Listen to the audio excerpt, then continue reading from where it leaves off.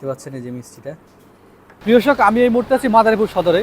এখানে ক্ষীরপুরি নামে একটি মিষ্টি পাওয়া যায়, যা এখানে খুবই বিখ্যাত। চলুন দেখি এটি কীভাবে তৈরি করা হয় এবং খেতে কেমন।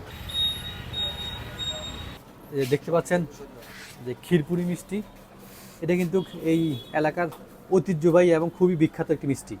ক্ষীরপুরি মিষ্টিটা এটা মানে কীভাবে তৈরি করে এটা যদি বলতেন। এই ক্ষীরপুরি মিষ্টিটা আপনার প্রথম দুধটাকে জাল দিতে হয়, জাল দেওয়ার পর এটা নামানো হয়, নামানোর পরে গরম থাকতে ওটা ছানা কাটতে হয়, ছানা কাটা ওটা পানিটা ঝুলাই দিতে হয়, ঝুলানোর পরে যখন ওইটার সম্পূর্ণ পানিটা নিঃশেষ হয়ে যায় তারপর ওইটা নামাইয়া মাপ দিতে হয় এবং ওই মাপ দিয়া তারপর ওই ছানার উপর প্যাসেজ কইরা আপনার চিনি দিতে হয়, চিনি দিয়া ওইটা আপনার উনানে তুইলা প্রসেস কইরা ওরা একটা সিস্টেম আছে, ওই সিস্টেমে নামানো হয়, নামায় তারপর ওই ট্রেতে উঠাইয়া রাখা হয় এবং আরেকটাই আছে দুধ, সেই দুধটারে খিসা কইরা ওই খিসাটা আপনার ওইটার উপরে প্রলেপ দিয়ে দিতে হয়।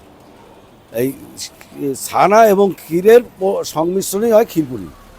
হ্যাঁ, এটা কত বছরের পুরাতন এইটা আমাদের দোকান 90 বছর, তবে আমার এই দোকানের আদির থেকেই আমরা দেখে আসছি আমাদের ঘরে এই ক্ষীরপুরি সন্দেশ, গুড়ের সন্দেশ এটা চলে আসছে এবং আমার মনে হয় যে বাংলাদেশের এত পুরানো ক্ষীরপুরি অন্য কোনো ডিস্ট্রিক্ট আছে কিনা সন্দেহ।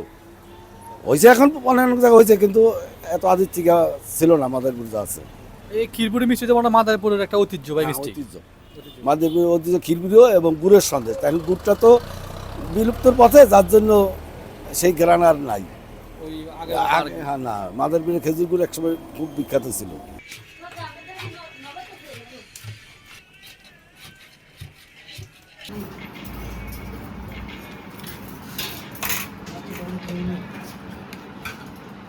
দুইটা প্লেট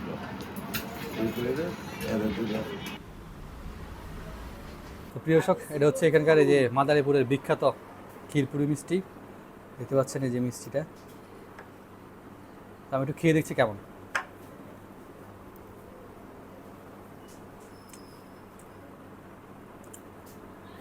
মিষ্টিটা অনেক সফট, উপরে ক্ষীর দেওয়া, এটা দেখতে পাচ্ছেন উপরে ক্ষীর আর নিচে মনে হয় এটা ছানা, দুধের ছানা, উপরে ক্ষীর নিচে দুধের ছানা।